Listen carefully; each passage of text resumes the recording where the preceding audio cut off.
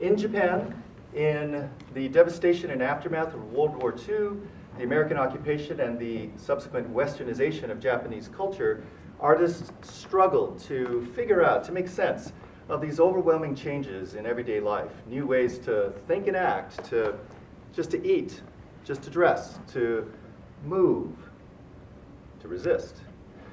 In that moment, Hijikata Tatsumi, a young dancer originally from the far north, Tohoku, created a brand new art form, Ankokubuto, dance of utter darkness, and changed the meaning of dance for an entire generation. And when I was a young dancer myself, trying to figure out what all this meant, I asked an elder Buto artist, Hiroko Tamano, what's Buto? She leaned into me and she looked me in the eyes and said, who are you? Hijikata-san says the life story, the whole all everybody working in the rice field and then all day long, so they wrapped up their faces and no mask in the shop. Then comes to Tokyo and then doing the western dancing. And one day he saw his own figure through the mirror, and then it's not right. As much as trying to get skill, the body is not fitting there. It means, where am I? Who am I? Where I come from? My dance is not stretching. My dance is going into my body. That's the first position. In his despair, Hijikata found his inspiration, his truth, not in the theater, but out on the street, in real people, surrounded by chaos of the time, living that contradictory identity, what he called a body in crisis. And like any good street dance, when the rules are constantly rewritten by changing conditions on the ground, Buto dancers never exactly move straight. We're never quite here, we're always over there, not where or what you think we are. Usually out of place, off to the side, asymmetrical, or out of time, off to beat, asynchronous, as a way of life. Which, unfortunately, in my case, just means I'm really bad at music. Ever since I was a kid, and from childhood until now, believe me, I've tried everything. Piano, guitar, voice, percussion, flute even, but no matter what, my gross enthusiasm for music is always just utterly palpable in how off my playing is. But I still really love it. And actually never more so in the days, weeks, and months after famed composer, musician, and eco and anti-war activist Ryuichi Sakamoto passed away a couple years ago. All I could think in that moment was how much his work had meant to me for over 40 years. And like many fans, I was filled with sadness and poured through all of his music and films, concerts, documentaries, interviews, you name it. I even downloaded a bunch of keyboard works, even though I hadn't touched the piano since I was 7. And crazy enough, in that moment, I just thought, I need to create a performance about Ryuichi. Maybe not actually about him, though. Maybe just actually my feelings, why they exist, why I exist. But the only place I could think to start was such a cliche with the beginning of my journey, like everyone else, with his first feature film, Merry Christmas, Mr. Lawrence.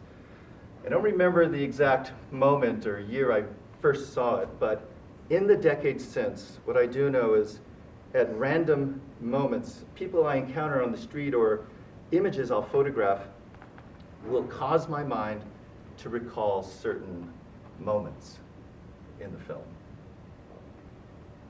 The blinding sunlight on the actors' faces. Tom Conti lying with injured legs, yelling at his torturers. David Bowie buried up to his neck in dirt, teeth gritting, left to die. And the most famous scene, repeated in countless ads, documentaries, and clips, when Ryuichi, as a World War II Japanese prison camp commander, desperate to assert his authority, prepares to execute a British colonel, but is stopped by Bowie, who crosses the field, grabs Ryuichi, surrounds him with an embrace, and kisses him on both cheeks, causing Ryuichi to crumble in emasculated horror and ecstasy to the soundtrack of his swirling, melodramatic synthesizer. Perhaps this scene, a 1-minute 55-second music cue, sealed Ryuichi's fate even more iconically than the movie's title theme known by millions. 115 seconds of a soldier trapped by a militaristic culture, ready to kill for the sake of public face, but humiliated as a consequence, and in the most shockingly beautiful moment of his life. Over the decades, it's not just Bowie's face that has been shown over and over again, but also Ryuichi's gaping mouth and wide-open, transcendent eyes, an epiphany frozen in time, in the face of a global artist that years later would become an anti-war activist. At the time, though, I couldn't put my impression of Ryuichi into words, as if he were someone, something, indistinct, floating through the film, between background and foreground, held in relief against the blinding South Pacific scenery. Not so much a character, a persona, behind a mask. There is something in my eyes that marks where I cry.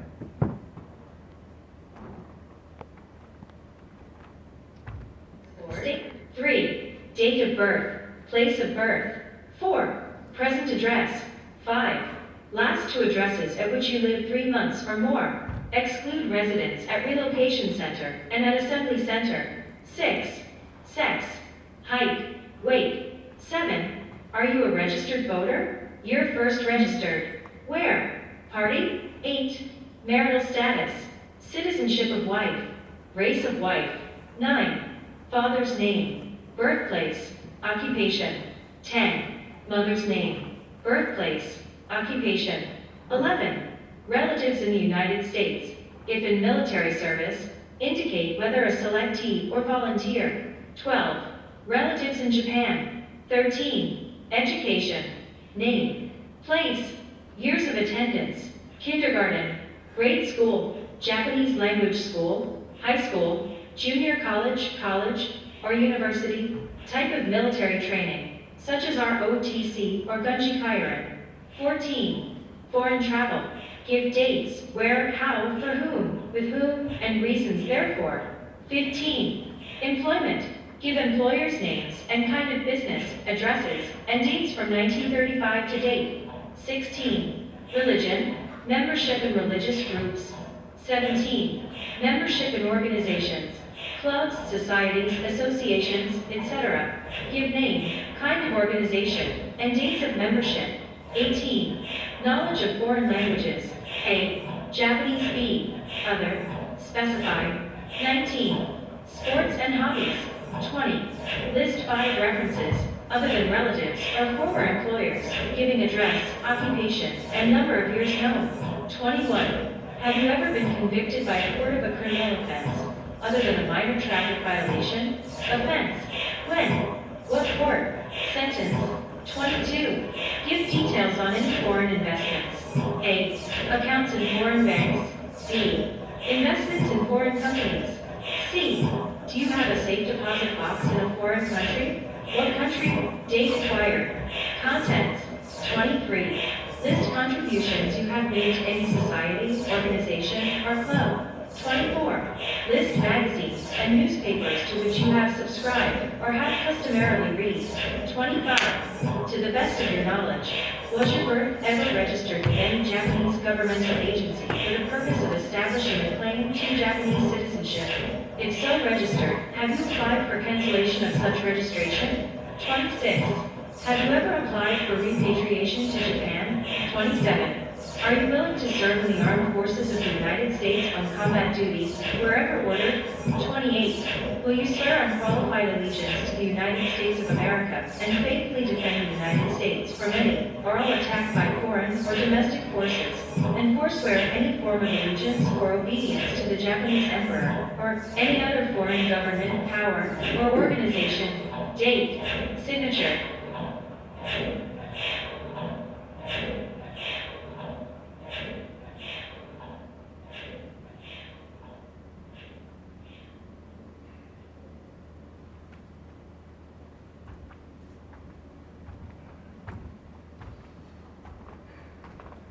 Over the years, I've come across countless news images of mothers holding their children, some living, others not.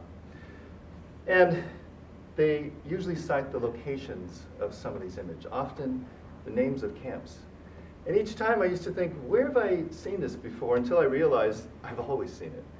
Because some things you can't unsee, and others you've just always been. This is my grandmother, Mitsue Kurose, holding my Uncle Joey in 1945 in a Japanese-American concentration camp in Rower, Arkansas.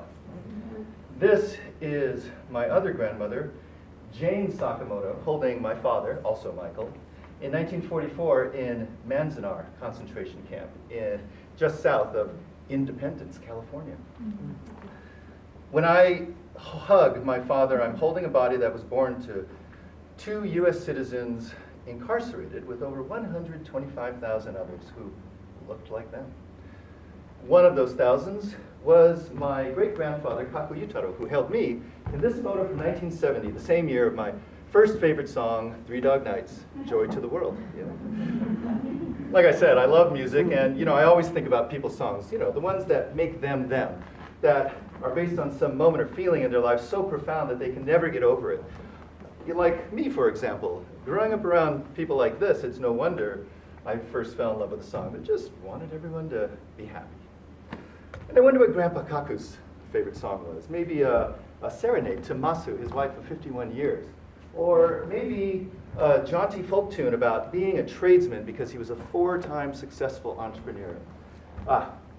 Actually, probably a breakup song, since the Miyako, LA Little Tokyo's largest hotel before the war, was stolen from him and his business partners during the incarceration. I love breakup songs. They reflect a deeper reality that sooner or later, shit always goes south. And, things may improve, may come around, you may fall in love again, but still, that old shit always hurts, right? My wife and I, we even have a running joke about it. We do a lot of karaoke, right? And no matter where we start, whether it's Quiet Storm ballads, shouty white boy rock, or K-pop earworms, we always end up belting out a long, sad list of breakup songs. Maybe because when you feel the greatest desire in the moments of greatest loss. Maybe because when you feel like you've lost everything, you remember what it felt like to have something, and you have to then imagine what it's like to get it back. Even Ryuichi couldn't escape this phenomenon. In the movie Babel, his beautiful instrumental, Bibo no Aozora, Beautiful Blue Sky, broke viewers' hearts when a father and daughter, estranged over the death of their wife and mother, reunite finally in shared grief. But what most fans don't know is that the original version was a bass-heavy, trip-hop breakup song, complete with epic lyrics about distant planets and overflowing rainbows and drowning in the untruth of a lost paradise. It's also my favorite Ryuichi song because, I'm a Buto artist and everything we do is complicated and a little nostalgic. But that's just how we always love and care for others, even when we know everything's lost. I loved my great-grandfather even when his country didn't. I care about the victims of my country even when my taxes pay for their oppression, or worse. So many things lost forever that I just don't believe in anymore.